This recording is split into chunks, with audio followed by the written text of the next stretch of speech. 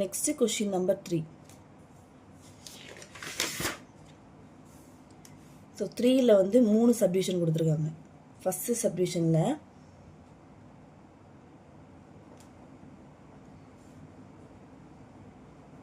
3 first subdivisionலயே நமக்கு 3 கொடுத்திருக்காங்க. Second subdivisionல 3 கொடுத்திருக்காங்க. Thirdல 2 கொடுத்திருக்காங்க. So நம்ம கண்டுபிடிக்க வேண்டியது how many possible ways can a student choose a group? So number of possible ways.